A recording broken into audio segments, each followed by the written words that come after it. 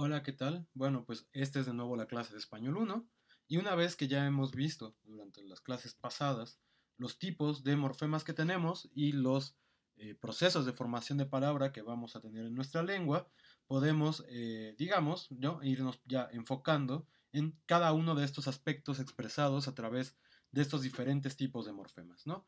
Y entonces justo hoy vamos a empezar a hablar de las categorías de los morfemas flexivos que se presentan tanto en el verbo como en el sustantivo. Y este video específicamente va a estar dedicado a las características flexivas del sustantivo. Antes, justo de empezar, y algo aunque ya hemos estado tocando estos temas, me gustaría especificar algunas cosas sobre la flexión, ¿no? Hemos dicho ya anteriormente que una serie de categorías como el número, el género, el tiempo o el modo se estudian por un área de la morfología que justo es lo que llamamos morfología flexiva. Sin embargo, no todas las lenguas expresan las mismas categorías de esta manera. Entonces pensemos en el latín, ¿no? Que es una lengua que ustedes han estado estudiando, y digo, pensemos en esta lengua porque en ella la flexión de un sustantivo incluye elementos como número, género y caso.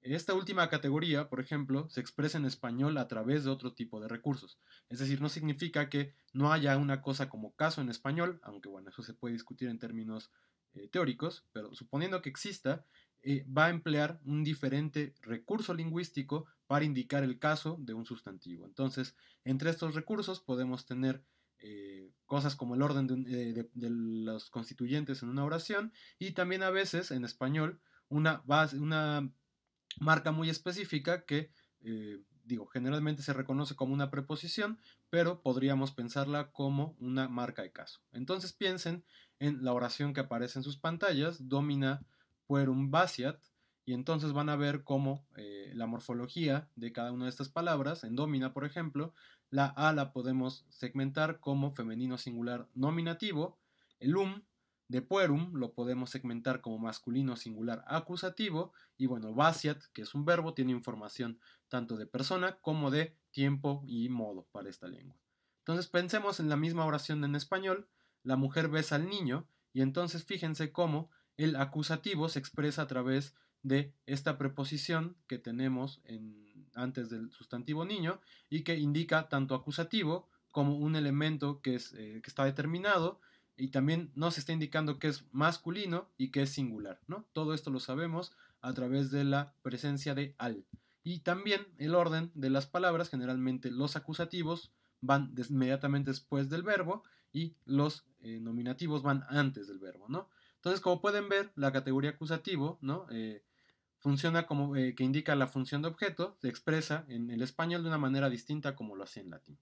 Solo pertenece a la flexión en la lengua latina, la categoría de caso, mientras que en español se elabora a través de recursos sintácticos. Entonces, esto es para que vean que la flexión en las lenguas del mundo no va a indicar siempre las mismas categorías, pero hay una serie de elementos o de categorías gramaticales que se van a expresar a través de este tipo de formas. Si en una lengua específica uno tiene que aprender a determinar qué se expresa flexivamente y qué no se expresa flexivamente. Entonces, decíamos, no podemos hablar de un número específico de categorías expresadas en la flexión nominal y verbal de manera translingüística, ¿no? Sino que tenemos que especificar qué categorías gramaticales se expresan en cada una de estas lenguas. Entonces, en el español, las categorías gramaticales que se expresan a través de flexión son para el sustantivo, el género y el número, y para el verbo, el tiempo, el aspecto y el modo. Los adjetivos presentan también flexión o morfología flexiva, pero esta marca no es propia del adjetivo, sino del sustantivo al que está modificando. El número también es una categoría que se expresa en el verbo, pero esta categoría, perdón, no es propia del verbo, sino del elemento que funciona como sujeto en una oración, es decir, de un sustantivo. Cuando un elemento lingüístico hace que otro tome marcas flexivas particulares, vamos a hablar entonces de concordancia. Ahora no le vamos a dedicar la profundidad que requiere la concordancia, pero hay que decir que claramente es un fenómeno muy trascendente para lenguas como el español, ¿no? Y entonces, bueno, ya que hemos dicho que el sustantivo va a marcar género y número, y dado que este video se enfoca en la morfología flexiva del sustantivo, entonces empecemos hablando del género. En lingüística llamaremos género a la forma en que las lenguas clasifican a sus sustantivos. Existen diferentes tipos de organización en las lenguas del mundo que tienen relevancia en la gramática. Por ejemplo, una lengua como el náhuatl clasifica sus sustantivos en el género animado y el género inanimado. Esta organización es importante en la lengua porque solo los sustantivos animados pueden recibir plural, mientras que los sustantivos inanimados no pueden ser plurales. Entonces, por ejemplo, tenemos una serie de sustantivos, tlacatl, cihuatl, tecuani y citlalin, y todos estos van a tener una forma plural, tlacamej, cihuamej, tecuanimej y citlaltin. En cambio, inanimados como tetl, atl y etl, que es piedra, agua y frijol, bueno, estos no van a recibir nunca marcas de plural, ¿no? Sin embargo, lo que es importante que noten es que lo que se considera animado en una comunidad como la comunidad nahuaparlante no necesariamente se corresponde con lo que nosotros consideramos que es animado, ¿no?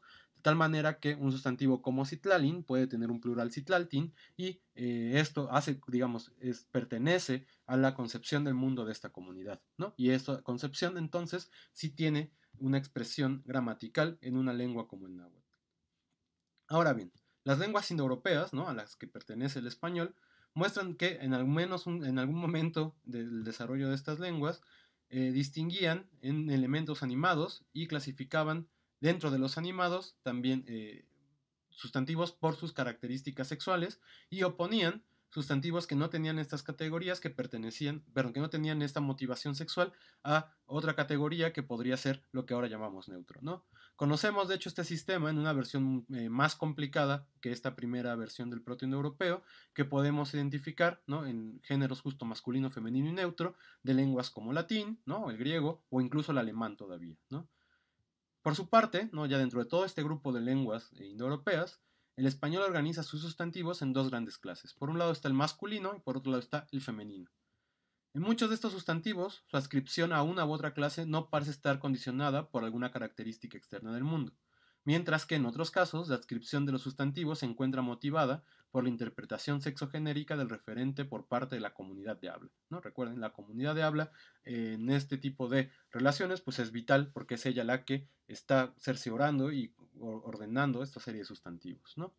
Entonces, por ejemplo, si podemos tener una oposición en sustantivos como la gata negra y el gato negro, y no tendríamos esta oposición en sustantivos como la pared blanca o este libro es tuyo, ¿no?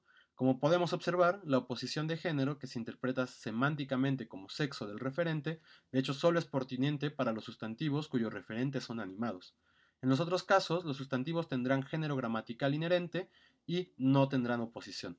Este hecho nos permite establecer una oposición morfológica, por ejemplo, justo lo que hablábamos del gato, que no está presente en los otros sustantivos, ¿no? Entonces, gato sí podemos incluso segmentar la O y la A y tener la indicación de género a través de estos morfemas que indican género. En cambio, en pared y libro, bueno, esta oposición no es operante, puesto que por lo menos las formas pareda o paredo y libra, en el sentido de un libro femenino, son agramaticales en español, ¿no? Hay que decir, sin embargo, que actualmente hay comunidades de habla, dentro de otras diferentes variantes de nuestra lengua, que han comenzado a elaborar formas femeninas de algunos sustantivos con género inherente, tal como cuerpa. Estos usos pueden generar una nueva oposición en sustantivos donde antes no había, ¿no? Y entonces esta oposición se está generando dentro de comunidades de habla muy específicas y puede extenderse poco a poco hacia la norma de la lengua, ¿no? Entonces estamos, digamos, ante un fenómeno de un cambio lingüístico que está ocurriendo ahora y veamos, digo, hay que ver hasta dónde se extiende, ¿no? Dados estos contrastes, para los sustantivos con género inherente tendremos que proponer que la vocal final, ya sea O o sea A, pertenece en realidad a la raíz de este elemento. Podemos llamar esta marca vocal temática. Esto significa que adscribe al sustantivo a una de los dos grandes grupos con los que la lengua clasifica a este tipo de palabra, o sea, los nombres. En los sustantivos que muestran oposición, ¿no?, estos elementos no son parte de su raíz, sino que son sufijos que indican género. Entonces, una vez que hemos distinguido, ¿no?, cuáles elementos son morfológicamente género y cuáles no, pues también hay que hablar de las particularidades del español respecto a la expresión de esta categoría gramatical. Ya hemos dicho que solo un grupo de sustantivos muestran una alternancia de género y habría que decir que no todos los sustantivos en la lengua tienen una expresión de género, lo hacen de manera morfológica. Es decir, que por una parte podemos encontrar género expresado con morfología y género expresado con algún otro recurso lingüístico. Entonces pensemos justo en los siguientes casos. Gato, gata, gallo, gallina, duque, duquesa, juez, jueza, emperador, emperatriz. Por otra parte, hombre, mujer, toro, vaca, yerno, nuera, caballo, yegua, padre, madre. Otros casos como el o la artista, el o la profesional, el o la testigo. Y finalmente, casos como el personaje, la víctima, la víbora o el rinoceronte. Como pueden ver, solo los ejemplos en el primer caso, ¿no? El gato, gata, etc., tienen un segmento morfológico que expresa el género a través de su morfología. En estos casos podemos hablar de alternancia morfológica. Por otra parte, ejemplos como hombre-mujer, toro-vaca, yerno y nuera expresan mediante una alternancia léxica esta misma categoría de género. A esta alternancia la llamaremos heteronomia y la definiremos como la relación entre dos o más palabras que pertenece al mismo campo asociativo, pero proceden en distintas raíces etimológicas. Entonces, a cada uno de los elementos que están en una relación de heteronomia lo vamos a llamar heterónimo. Por otra parte, sustantivos como el o la artista, el o la profesional o el y la testigo no experimentan cambios en su forma y expresan su género a través de concordancia con otros elementos, tales el artículo o el adjetivo, etc., ¿no? O los determinantes en otros casos. Cuando sucede esto, diremos que el género es una categoría cubierta, es decir, que no tiene ninguna expresión en la palabra, es decir, una expresión morfológica. Muchos procesos de cambio en estos sustantivos tienden a expresar la categoría cubierta con los recursos morfológicos regulares. En estos casos diremos que la categoría se descubrió. Tal cosa sucede justo con formas como la testiga o la jueza, ¿no? Digamos que cada uno además tiene diferente nivel de consolidación en el léxico de la lengua. A los sustantivos que se encuentran en estos grupos los llamaremos sustantivos comunes en cuanto al género, e imponen el masculino o el femenino en las relaciones de concordancia, de manera que poseen de forma implícita ambos géneros y ponen de manifiesto uno u otro mediante alternancia sintáctica. Esto mismo sucede con los pronombres personales como yo, tú, vos, usted, mi, ti, sí, y los pronombres átonos con excepción de lo y la, y sus plurales, los de lo y la. Además de algunas formas interrogativas y los indefinidos alguien y nadie. Estos pronombres poseen de forma implícita ambos géneros, lo cual les permite distinguir individuos de ambos sexos e imponer tanto el femenino como el masculino en sus relaciones de concordancia. Finalmente, los sustantivos como el personaje, la víctima, la víbora o el rinoceronte, estos digamos designan seres sexuados, no tienen ni marcas formales que nos permitan saber el género del referente y tampoco experimentan cambios en su forma y tienen, digamos gramaticalmente, solo un género. A estos sustantivos la gramática del español los llama sustantivos epicenos. La mayoría de estos sustantivos designan animales como araña, no sé, armadillo, etc. Mosca, ¿no? Pero tenemos otros que designan personas como persona, personaje o criatura. A veces es posible, con otro tipo de recursos, especificar el género del referente. Una víbora macho o una víbora macha, no sé cuál de las dos sea la concordancia que desataría, o un personaje femenino. Un elemento que suele asumirse tradicionalmente como distinción de género son la alternancia que vemos justo a continuación, ¿no? Manzano manzana, almendro almendra, jarro jarra, canasto canasta, huerto huerta o leño leña. A esta oposición no la vamos a analizar como género. En el caso de estas palabras, estos sustantivos son no animados y entonces la oposición o ia no es productiva ni sistemática, como sí lo es en el caso de sustantivos que designan seres humanos como el de gato, ¿no? Se trata de oposiciones léxicas que designan realidades diferentes relativas al tamaño y la forma de entidades, como jarro y jarra, o a la relación existente entre un árbol y su fruto, como manzano y manzana. Finalmente, consideraremos la existencia de sustantivos ambiguos en tanto el género. Esto significa que tienen ambos géneros gramaticales sin que el sentido cambie. Esos sustantivos no designan referentes animados, por lo que no hay que confundirlos con los sustantivos comunes en cuanto al género. Algunos sustantivos como estos son el mar, la mar o el calor y la calor. Y esto ha sido, digamos, respecto del género. Ahora profundizaremos en el número. Hay que decir que las lenguas del mundo suelen expresar también las cantidades de elementos a las que hace referencia un sustantivo, ¿no? De manera morfológica. A esto le llamaremos número gramatical. Existen diferentes tipos de sistemas de número en las lenguas. Podemos contar, por ejemplo, con un sistema que haga referencia a los elementos que son solo uno, singular, y que son dos, y entonces tendremos una cosa que se llama dual, y que son más de dos, y entonces ahí tendríamos un plural. Las lenguas del mundo suelen distinguir hasta 4 elementos, a este sistema le llaman sistema cuadral, y en ocasiones algunas lenguas distinguen un plural no tan abundante que se llama paucal de un plural que implicaría más elementos, que sería el plural. El sistema del español en realidad es muy sencillo en la medida que define el plural como más de uno. Y entonces tenemos un sistema que solo tiene singular para un elemento y plural para más de uno. Estas categorías en español tienen expresión morfológica. Entonces tenemos el limonero nuevo está saludable y los limoneros nuevos están saludables. El número es una categoría propia de los sustantivos, de los pronombres y de los cuantificadores. Las otras clases de palabra que marcan número, como adjetivos, determinantes y verbos, lo harán por concordancia con alguna de las otras categorías. El número plural es una propiedad gramatical, eso también es algo que hay que tener en cuenta, que en la mayoría de los casos se expresa morfológicamente. En cambio, la pluralidad es una noción semántica más abarcadora que se manifiesta gramaticalmente por medio del número, pero puede hacerlo también léxicamente, por ejemplo, en los numerales y en los nombres colectivos como familia. Y con los numerales me refiero como justo a 5, 6, 7, etc., ¿no? Aunque no tengan un morfema de plural, son sustantivos que tienen léxicamente indicaciones de su pluralidad, ¿no? Y bueno, lo pueden ver en la concordancia de cosas como 5 perros, ¿no? Los nombres C y sí que no tienen ninguna expresión morfológica, pero poseen de forma implícita rasgos de singular y plural, de masculino y femenino, ya los habíamos visto, estos reflejan estas categorías en su concordancia. Entonces podemos decir se vio solo, se vio sola, se vieron solos, se vieron solas. El camino que está cerrado, los caminos que están cerrados. La puerta que está cerrada, las puertas que están cerradas.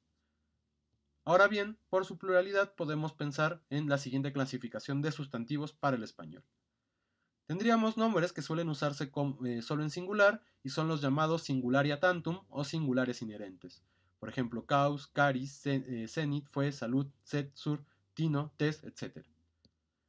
Hay sustantivos que se usan solo en plural y se denominan pluralia tantum o plurales inherentes y constituyen un grupo mucho más numeroso que el de los que suelen usarse solo en singular. Entonces podemos pensar en palabras como en las afueras, ¿no? O a los alrededores, andadas, comestibles, expensas, fauces, honorarios, nupcias, etcétera, etcétera. Hay otros que vamos a clasificar como plurales no informativos. Estos reciben este nombre porque no aporta el plural información sobre pluralidad, aunque pueda conllevar algún otro significado. Sobre todo clasificaremos en este grupo el plural de los llamados nombres de objetos dobles, los que designan entidades constituidas por dos partes iguales. Entonces, por ejemplo, alicatas, bigotes, calzones, pantalones, trenzas, ¿no? Tijeras, etc. Ahora bien, así como hemos clasificado los sustantivos, también es necesario hablar de una regla de formación del plural. ¿Por qué? Porque claramente aquí sí tenemos una regla morfológica que es bastante predecible y que nos va a permitir formar los plurales en nuestra lengua. Entonces, a diferencia del singular que no presenta ninguna marca morfológica, y entonces podríamos pensar en otra cosa que vamos a ver un poquito más pausado en el verbo, que es un morfema cero, la expresión de plural utiliza los morfemas o bien s o bien es. Muchas palabras, sin embargo, se pluralizan sin morfema alguno, y es decir, permanecen invariables desde el punto de vista morfológico, pero evidencian su rasgo de plural en la concordancia que imponen. Entonces veamos ahora las reglas generales de formación de plurales para sustantivos y en realidad se replican en los adjetivos. Entonces tenemos que plurales en S los forman los nombres y adjetivos terminados en vocal átona con acentuación grave o esdrújula, incluidos los que terminan en diptongo, ¿no? Entonces también lo van a formar así los sustantivos terminados en atónica, etónica y otónica. Eso es decir, el acento cae en la última sílaba. Y entonces, por ejemplo, también en esto vamos a incluir a los terminados en diptongos y en monosílabos. Y entonces, por ejemplo, tenemos formas como bongo, bongos, bonsai, bonsais, café, cafés, mamá, mamás, papá, papás, pies, perdón, sofá, sofás, etcétera, etcétera. Tenemos una segunda expresión de plural que puede ser bien acabado en S o acabado en S. Entonces forman el plural con S o con S los nombres y adjetivos agudos terminados en I u O tónicas. Aunque ambas variantes son admisibles desde el punto de vista normativo, hay una clara preferencia por las variantes en S, ¿no? Entonces, más bien, perdón. En la norma se prefieren las variantes en S, pero en realidad en el uso se forman cualquiera de los dos. Entonces podemos tener bisturí, el plural bisturíes o bisturís, podemos tener carmesí, el plural carmesíes o carmesís, coatí, el plural coatíes o coatís, etcétera, etcétera, ¿no? Champú, champúes o champús. Y finalmente vamos a tener los plurales formados en es, que son los sustantivos y adjetivos terminados en n, en r, en d, en z y en j. Entonces, por ejemplo, árbol, árboles, balcón, balcones, fácil, fáciles, pared, paredes, reloj, relojes, raíz, raíces, etcétera, etcétera, etcétera. Y bueno, esa sería la regla de formación de palabra y con esto sería el video de morfología del sustantivo.